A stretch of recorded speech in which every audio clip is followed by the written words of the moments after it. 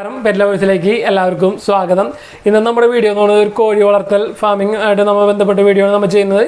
അപ്പോൾ പത്തനംതിട്ട ജില്ലയിലുള്ള മഞ്ഞനിക്കരയുള്ള ലിജു അച്ചായൻ്റെ കോഴി വളർത്തൽ ഡീറ്റെയിൽസാണ് നമ്മൾ ഇന്ന് വീഡിയോയിലൂടെ പങ്കുവെക്കുന്നത്. അപ്പോൾ അത്യാവശ്യം കോഴികൾ കൊടുക്കാനുണ്ട്, പിന്നെ കൊത്തുമുട്ടകൾ കൊടുക്കാനുണ്ട്. അപ്പോൾ ഇതിനെക്കുറിച്ച് ഡീറ്റെയിൽസൊക്കെ അറിയാനുണ്ട്, ആളെ വിളിച്ച് കോൺടാക്ട് ചെയ്യാവുന്നതാണ്. അപ്പോൾ നമുക്ക് നേരെ വീഡിയോയിലേക്ക് കിടക്കാം.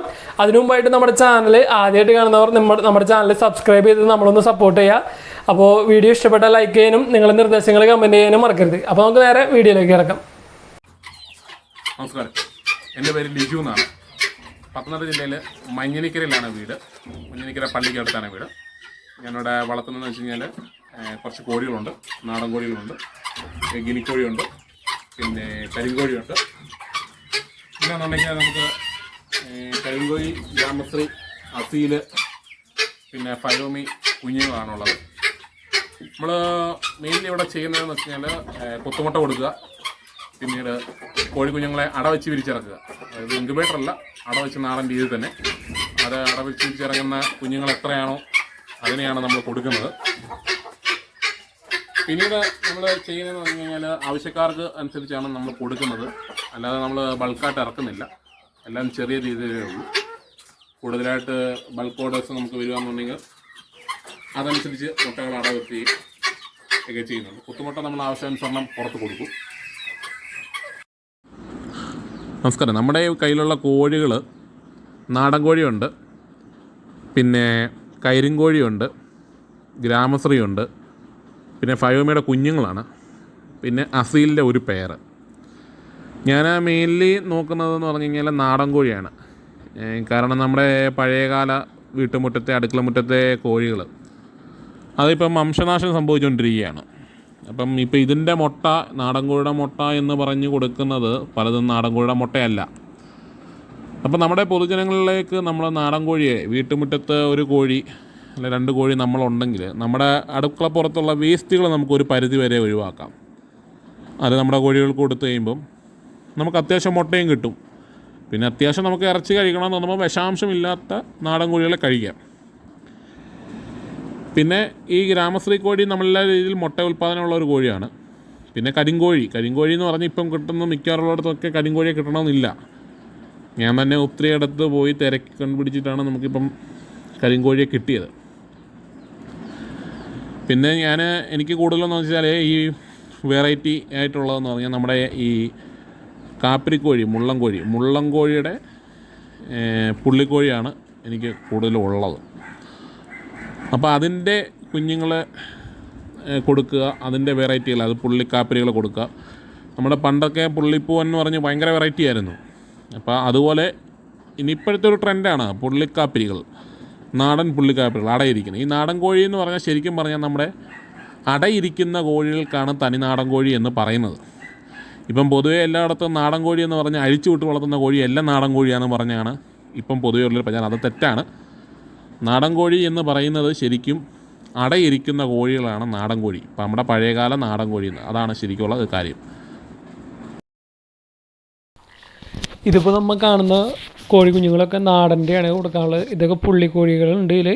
അപ്പോൾ ഇതൊക്കെ നമ്മുടെ കയ്യിൽ കൊടുക്കാനുള്ള കോഴി കുഞ്ഞുങ്ങളാണ്. ഇതിപ്പോൾ നേക്കഡ് നെക്ക് ഉണ്ട്, പുള്ളിക്കോഴി ഉണ്ട്, കാപ്പിരിക്കോഴിയുടെ കുഞ്ഞുങ്ങളൊക്കെ ഉണ്ട് ഇപ്പോൾ നമ്മുടെ കയ്യിൽ കൊടുക്കാനുള്ളത്. ഇതിപ്പോൾ അടുത്തായി നമ്മൾ കാണുന്നത് നമ്മുടെ കയ്യിലുള്ള കരിങ്കോഴിയുടെ കളക്ഷൻസാണ് ഇപ്പോൾ കാണുന്നത്. ഇപ്പോൾ നമ്മൾ ഒരുപാട് കഷ്ടപ്പെട്ടിട്ടാണ് ഈ കരിങ്കോഴികളെ നമ്മൾ നല്ല ബ്രീഡ് നോക്കി, കരിങ്കോഴിയിൽ തന്നെ നല്ല ബ്രീഡ് നോക്കി നമ്മൾ ഇപ്പോൾ കണ്ടുപിടിച്ചത്.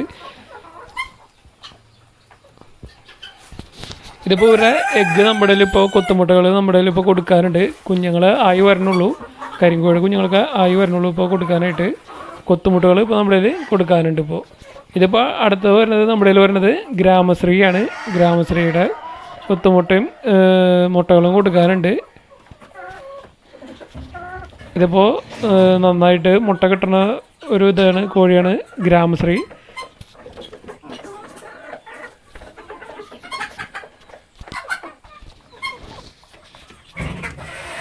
ഇവരിപ്പോൾ നന്നായിട്ട് മുട്ട ഉൽപ്പാദനം കൂടുതലുള്ള കോഴിയും നന്നായിട്ട് വെയിറ്റ് വെക്കുന്ന ഒരു കോഴിയാണ് ഗ്രാമശ്രീ കോഴികൾ.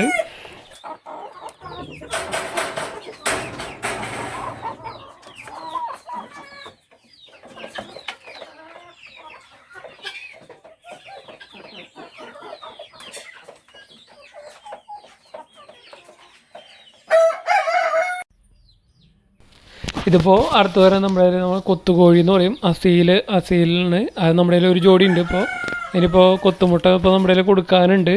ഇതിപ്പോൾ കുഞ്ഞുങ്ങളൊക്കെ ആയി വരണുള്ളൂ. ഇതിപ്പോൾ നമ്മുടെ കയ്യിൽ അസീൽ, പോരുകോഴി എന്നൊക്കെ പറയും.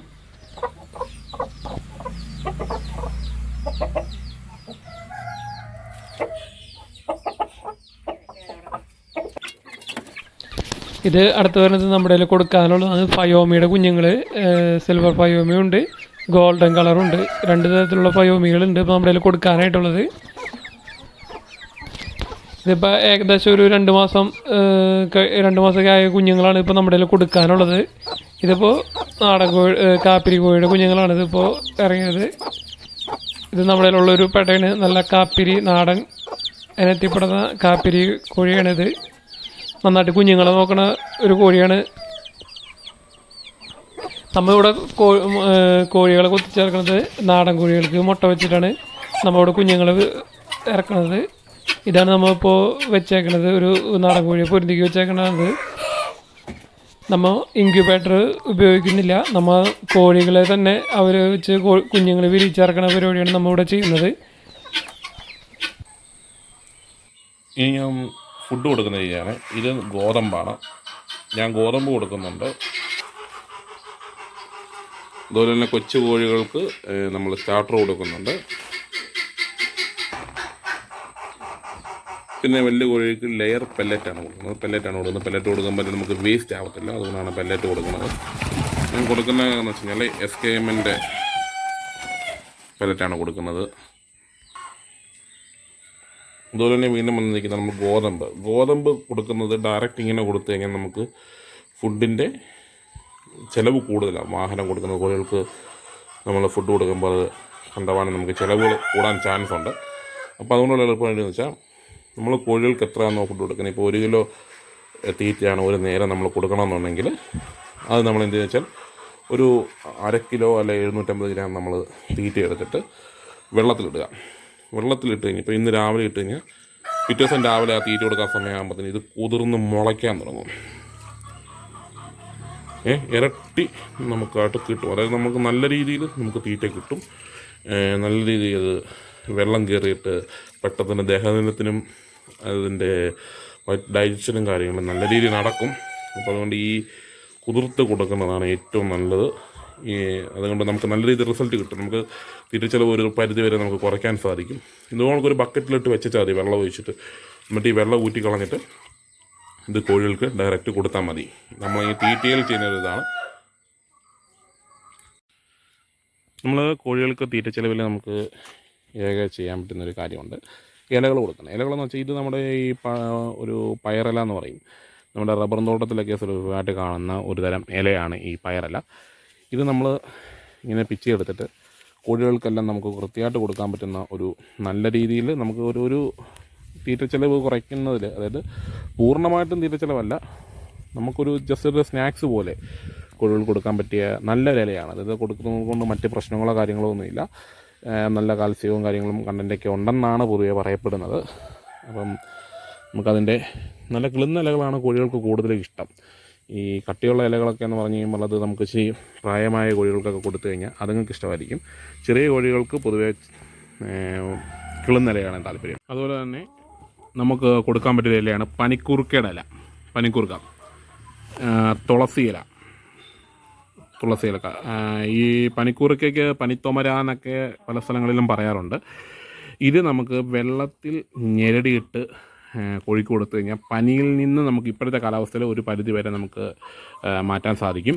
അതുപോലെ തന്നെ നമുക്ക് പച്ചക്കിട്ട് കൊടുത്താലും ഈ വില വെറുതെ ഇട്ട് കൊടുത്താലും കോഴിക്കുഞ്ഞുങ്ങൾക്ക് കൊടുത്താൽ വളരെ നല്ലതാണ്. അതുങ്ങൾ നല്ല ഇഷ്ടത്തോടുകൂടി തന്നെ കഴിക്കും. കാരണം ഇതുങ്ങൾ നല്ല ഇഷ്ടത്തോടുകൂടി തന്നെ ഇതെല്ലാം കൊത്തി വന്ന് നല്ല ഇഷ്ടത്തോടെ തന്നെ ഇത് കഴിച്ചോളും. ഇതുങ്ങൾക്ക് ഭയങ്കര ഇഷ്ടമാണ് ഈ സംഭവം. പിന്നെ അതുപോലെ കോഴികൾക്ക് വേറെ ഇഷ്ടമുള്ളതാണ് ഈ പടപ്പം, ഈ വയറ എന്നൊക്കെ പറയും നമ്മുടെ ഇവിടെ. അപ്പം ഈ ഇല ഇതും കോഴികൾക്ക് പൊതുവെ നല്ല രീതിയിൽ ഇഷ്ടമുള്ള ഒരു തരം ഇലയാണിത്. ഇത് കോഴികൾക്ക് നല്ല രീതിയിൽ കഴിക്കും. ഈ വയറ എന്ന് പറയുന്ന ഈ സംഭവം, ഇത് ഓരോ സ്ഥലത്തും വേറെ വേറെ പേരുകളായിരിക്കും കേട്ടോ. ഞങ്ങളിവിടെ വയറ എന്നാണ് പറയുന്നത്. പിന്നെ അതുപോലെ തന്നെ ഒന്നാണ് ഈ പടപ്പൻ പോച്ച, വള്ളിപ്പോച്ച എന്നൊക്കെ പറയും. ഇത് പശുക്കൾക്കൊക്കെ കൂടുതൽ ഇഷ്ടമുള്ള സംഭവമാണ്. ഇതും നമ്മുടെ കോഴികൾക്ക് നമുക്ക് നല്ല രീതിയിൽ കൊടുക്കാൻ സാധിക്കും. ഇതിൻ്റെ നല്ല കിളുന്ന ഇലകൾ നോക്കി എടുത്തു കഴിഞ്ഞാൽ ഇതുങ്ങൾ നല്ല വൃത്തിയായിട്ട് കഴിക്കും. ഇതെല്ലാം നമ്മുടെ വീടിൻ്റെ തൊട്ടടുത്തുള്ള പറമ്പിൽ ഇഷ്ടം പോലെ ഉണ്ട്. ഞാനിവിടെ സമയങ്ങളിലപ്പോൾ ഇങ്ങനെ പറിച്ചു കൊടുക്കാറുണ്ട്. പിന്നെ അതുപോലെ ഒന്നാണ് നമ്മുടെ ഈ ചീര. ഇതിനെന്താ മീമ പറയുന്നത്? സാമ്പാർ ചീര എന്നൊക്കെ പറഞ്ഞൊരു തരം ചീരയാണിത്. ഇത് മിക്കവാറും ഇതിലും ഓരോരുത്തർക്കും വേറെ പേരായിരിക്കും. ഇതും ഭയങ്കര ഇഷ്ടമുള്ളൊരു സംഭവമാണ്. ഇത് ഞങ്ങൾ നട്ടുവളത്തേക്കാണ് കോഴികൾക്ക് കൊടുക്കാൻ വേണ്ടി. അത് പൊതുവെ ഫയോമികൾക്ക് ഭയങ്കര ഇഷ്ടമുള്ള ഒരു ഇലയാണ്. ഫയോമി നല്ലപോലെ കഴിക്കുന്നത് എനിക്ക് ഭയങ്കര ഇഷ്ടമാണ് ഈ ഇല. ഫയോമിക്ക് കൊടുക്കും. ഈ കൂടിൻ്റെ അടിയിലേക്ക് ഈ ഗോതമ്പ് കുതിർത്ത് നമ്മൾ കൊടുത്തു കഴിയുമ്പോൾ അത് കിളിച്ച് വരുന്ന ഈ ഇല, ഇത് മൊത്തം കട്ട് ചെയ്തെടുത്തതാണ്. ഇത് കോഴികൾക്ക് നല്ല രീതിയിൽ ഇഷ്ടമുള്ളൊരു സംഭവം. ഇതിൻ്റെ ഇല നമ്മൾ പൊരുവഴിക്ക് അസീലിന് അതുങ്ങൾ കുത്തിപ്പിടിച്ചാണ് പോകുന്നത് ഇല. നമ്മളിപ്പോൾ പരച്ച പോച്ചകൾ അത് ഇപ്പോൾ കറിക്കുന്നതാണ്. ഇത് നമ്മുടെ ഇലകൾ കോഴികൾക്ക് കൊടുത്തു കഴിഞ്ഞാൽ അത് നല്ല രീതി ഭയങ്കര ഇഷ്ടമാണ്. കൊത്തി കഴിച്ചോളൂ. ഈ പടലിനിലയും ഇതെല്ലാം ഇട്ട് കൊടുത്തു കഴിയുമ്പോൾ അതുതന്നെ കണ്ടോ. ഗ്രാമശ്രീ കോഴികൾക്കും പൊതുവെ നല്ല രീതിയാണ്. നാടൻ കോഴികൾക്കും എല്ലാം ഇലകൾ ഭയങ്കരമായിട്ട് ഇഷ്ടമുള്ള ഒരു കാര്യമാണ്. ഇതാണ് ഞാൻ ഉപയോഗിക്കുന്ന മെഡിസിനുകൾ ഉപയോഗിക്കുന്നത്. ഇത് ഫീഡപ്പിസ്റ്റ്, ഇത് DVM ചെയ്യുന്ന ഒരു മരുന്നാണ്. ഇത് അമിനോമിക്, ട്രൊഫോളിൻ, ഗ്രോവിപ്ലക്സ്, ലിവർ ടോണിക് E52. ഇത് ലിവർ ടോണിക് കൊടുക്കുന്നത് എന്തിനാണെന്ന് വെച്ച് കഴിഞ്ഞാൽ കോഴികളുടെ കരളിനുമായി ബന്ധപ്പെട്ടിട്ടുള്ള രോഗങ്ങൾ വരാതിരിക്കാനും കരൾ സംരക്ഷിക്കാനും വേണ്ടിയാണ്. ഗ്രോവിപ്ലസ് നല്ലൊരു കാൽസ്യം സപ്ലിമെൻ്റാണ്. ഈ ട്രിഫോളിനും ഈ ഫീഡപ്പിസ്റ്റും എന്ന് പറഞ്ഞു കഴിഞ്ഞാൽ ഈ 1 മില്ലി ട്രിഫോളിന് നമ്മൾ ചെറിയൊരു ഞുള്ളിൽ ഫീഡപ്പിസ്റ്റ് ഇട്ടിട്ട് ജനിച്ച 4 ദിവസം പ്രായമായ കുഞ്ഞുങ്ങൾക്ക് കൊടുത്തു കഴിയുമ്പോൾ ആഴ്ചയിൽ ഒരിക്കൽ കൊടുത്തു കഴിയുമ്പം അതിൻ്റെ വയറ്റിൽ നിന്ന് പോകുന്നതും അതിൻ്റെ കാഷ്ടം പോകുന്നതും മുറുകിപ്പോവുകയും കോഴികൾക്ക് മറ്റ് അസുഖം വരാതിരിക്കാനും വയറ്റിലെ വേസ്റ്റുകൾ പോകാനൊക്കെ വേണ്ടിയാണ് ഈ ഫീഡപ്പിസ്റ്റ് ഉപയോഗിക്കുന്നത്. അമിനോമെറ്റ് എന്ന് പറഞ്ഞാൽ നല്ല ഗുണങ്ങളുള്ള ഒരു കാൽസ്യം സപ്ലിമെൻറ്റാണ്. അത് ഈ കോഴികളുടെ മുട്ടയുടെ പ്രൊഡക്ഷൻ കൂട്ടും. പിന്നീട് അതിന് തമ്മിലുള്ള കൊത്തുകൾ, കോഴികൾ പരസ്പരം കൊത്തുന്നതിന് ഏറ്റവും നല്ലൊരു കാൽസ്യം സപ്ലിമെൻ്റാണ് ഇത്. ഒരടപ്പ് 1 ലിറ്റർ വെള്ളത്തിൽ നമ്മൾ ഒഴിച്ച് കൊടുത്തു കഴിഞ്ഞാൽ 3 ദിവസം അടുപ്പിച്ച് കൊടുത്തു കഴിയുമ്പോൾ ഒരു പരിധി വരെ നമുക്കിതിൻ്റെ കുത്തിൽ നിന്നൊക്കെ ഒഴിവാക്കാൻ പറ്റും. വിരട മരുന്ന് നമ്മൾ വെള്ളത്തിൽ കൊടുക്കും. ഈ മരുന്നുകളെല്ലാം വെള്ളത്തിലാണ് കൊടുക്കുന്നത്. ഈ മരുന്നുകൾ വെള്ളത്തിൽ കൊടുത്ത് കഴിയുന്നത് എങ്ങനെയാണെന്ന് വെച്ച് കഴിഞ്ഞാൽ നമ്മുടെ ഈ തീറ്റ എന്ത് ഫീഡാണോ കൊടുക്കുന്നത് ആ ഫീഡ് കൊടുത്തതിന് ശേഷം ഒരു 10-15 മിനിറ്റ് കഴിഞ്ഞിട്ട് വെള്ളം കുടിക്കാൻ വെക്കാവൂ കുട്ടികളിൽ. ആദ്യമേ വെള്ളം വെക്കരുത്. വെള്ളത്തിൻ്റെ പാത്രം പൂർണ്ണമായിട്ട് എടുത്ത് മാറ്റുക. അതിനുശേഷം മരുന്ന് കലർത്തിയ വെള്ളം ഒരു 10 മിനിറ്റ് 15 മിനിറ്റ് കഴിഞ്ഞിട്ട് സപ്ലിമെൻ്റ് ആയാലും വരേണ്ട DVMൻ്റെ മരുന്നായാലും എന്ത് മരുന്നായാലും 10 മിനിറ്റ് 15 മിനിറ്റ് കഴിഞ്ഞ് വെച്ച് കഴിയുമ്പോൾ ആ വെള്ളം പൂർണ്ണമായിട്ടും ഈ കോഴികൾ കുടിക്കും. അപ്പം നമ്മളത് കൊടുക്കുന്നതിൻ്റെ ഗുണം നമുക്ക് നല്ല രീതിയിൽ നമുക്ക് റിസൾട്ട് കിട്ടും കോഴികളിൽ നിന്ന്. പിന്നീട് നമ്മൾ ശ്രദ്ധിക്കേണ്ട ഒരു കാര്യം, നമ്മൾ നോക്കണം എല്ലാ കോഴികളും കുടിക്കുന്നുണ്ടോ എന്ന്. പിന്നീട് അത് ഉച്ചയ്ക്ക് മുമ്പായിട്ട് നമ്മൾ ഒരു 2-3 മണിക്കൂറിനുള്ളിൽ അത് തീർന്നില്ല എന്നുണ്ടെങ്കിൽ അതെടുത്ത് മാറ്റി ക്ലീൻ ചെയ്തിട്ട് നമ്മൾ പുതിയ വെള്ളം ഒഴിച്ചു കൊടുക്കണം. അത് നമ്മൾ പ്രത്യേകമായിട്ട് ശ്രദ്ധിക്കണം. ഇന്നും വലിയ വിലയുള്ള മരുന്നുകളല്ല. നമ്മൾ ആദ്യം കുറച്ച് ചെറുപയറെടുക്കുക. ഈ ചെറുപയറെടുത്തിട്ട് വെള്ളത്തിലിട്ട് കഴിഞ്ഞിട്ട് ഒരു ദിവസം കഴിഞ്ഞിട്ട് നമ്മൾ ആ ചെറുപയറെടുത്ത് കഴിയുമ്പം അതിങ്ങനെ കിളിപ്പ് വന്നു തുടങ്ങും. ഈ കിളിപ്പ് വന്നെന്ന് വെച്ചാൽ ഹൈ പ്രോട്ടീനാണ്. കോഴികൾക്ക് നല്ല രീതിയിലുള്ള ഡൈജഷനും മറ്റ് ആഹാരമൊന്നും കിട്ടിയില്ലെങ്കിൽ തന്നെയും കോഴിക്ക് നല്ലപോലെ ഇതുള്ള ഇത് കിട്ടും. കോഴിക്കുഞ്ഞിന് മരുന്ന് കൊടുക്കുന്നത് ആദ്യം കവളത്തിങ്ങനെ ഞെക്കി കഴിഞ്ഞിട്ട് അത് കവള തുറക്കും. എന്നിട്ട് കുതിർത്ത നമ്മളെ വിത്തുകൾ ചെറുപയർ അത് വായിലോട്ട് ഇട്ട് കൊടുക്കുക. ഒരു 5-6 എണ്ണം കൊടുത്തു കഴിയുമ്പോൾ തന്നെ ഒരു ദിവസത്തേക്കുള്ള ഹൈ പ്രോട്ടീൻ കിട്ടും. ആ ഹൈ പ്രോട്ടീൻ വെച്ച് അതിന് പിന്നീട് അതങ്ങനെ വായിലോട്ട് വെച്ചുമ്പോൾ അത് ഓട്ടോമാറ്റിക് അങ്ങ് വീങ്ങിക്കോളും. നമ്മൾ വായിലോട്ട് വെച്ച് കൊടുത്താൽ മതി, കവളത്തോട്ട് വെച്ച് കൊടുത്താൽ മതി. നമ്മളിട്ട് ചെറുതായിട്ട് തടവി കൊടുക്കുമ്പോൾ അതങ്ങ് ഇറങ്ങിക്കോളും. അതുപോലെ തന്നെ വേറൊരെണ്ണം അതിന് ഇതുപോലെ തന്നെ നമ്മൾ വായിലോട്ട് പയറുമണി ഇട്ട് കൊടുക്കുകയാണ്. കവ പിടിച്ച് നീക്കി കഴിഞ്ഞിട്ട് മരുന്ന് കൊടുക്കുമ്പോൾ ഇങ്ങനെ കൊടുത്തു കഴിയുമ്പോൾ പിന്നെ അത്യാവശ്യം ചിലപ്പോൾ അത് ഫുഡ് എടുക്കാതിരിക്കുമ്പോൾ അത് തൂങ്ങി നിൽക്കും. അപ്പോൾ അതുകൊണ്ടാണ് നമ്മളിങ്ങനെ കൊടുക്കുന്നത്. മരുന്ന് കൊടുക്കുന്നത് ഇങ്ങനെ തീറ്റ കൊടുത്തതിന് ശേഷം നമ്മൾ വായിലോട്ട് നല്ല നമ്മൾ കുഞ്ഞുങ്ങളെ പിടിച്ചിട്ട് നല്ല നമ്മൾ വായിലോട്ട് ഇങ്ങനെ തുള്ളിയായിട്ട് ഒഴിച്ചു കൊടുക്കുന്നു. നല്ലതായി നമ്മുടെ ഡോഗ്സ് ഇതാണ് പൊമേറിയൻ സ്പിറ്റ്സ്. ഇനിയും അതിനെപ്പറ്റി ഞാൻ പറഞ്ഞത് അങ്ങോട്ട് വരാം.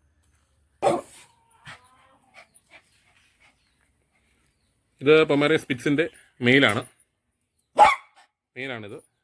ഇത് ഇപ്പം 3 വയസ്സെടുത്ത പ്രായമുണ്ട്. നല്ല സ്റ്റെപ്പ് മെയിലാണ്. നല്ല long coat hair, German spitz എന്ന് പറയും. കാലയിലൊക്കെ നല്ല രീതിയിൽ ഹെയർ ഉള്ളതാണ് ജർമ്മൻ സ്പിറ്റ്സ്. ഇതതിൻ്റെ ഫീമെയിലാണ്. ഇത് ഇപ്പം നമ്മൾ തന്നെ വീട്ടിൽ ബ്രീഡ് ചെയ്തതാണ്. ഇതതിൻ്റെ പപ്പീസാണ്. അപ്പോൾ ഈ സെയിലിന് കിടക്കുന്നതാണ് ജർമ്മൻ സ്പിറ്റ്സ് തന്നെ. ഇത് നമ്മുടെ കഴിഞ്ഞ പ്രാവശ്യം ഉണ്ടായ ഒരു പപ്പീസിൽ ഒരെണ്ണമാണിത്. ഞാനിതിനെ ഇട്ടാണ്. മിക്സഡ് കളറായതുകൊണ്ട് ഫീമെയിലിൻ്റെ ദേഹത്തൊരു നന്നായാണ് ഞാനൊരു ഫീമെയിലിനെ ഇട്ടതാണ്. നമ്മൾ സ്റ്റഡ് സർവീസ് ചെയ്യുന്നുണ്ട്. പിന്നീട് നമുക്ക് ഇപ്പോൾ തന്നെ ഇത്രയും കാര്യങ്ങളാണ് നമ്മുടെ ഈ ചെറിയ ഇറങ്ങുള്ളത്.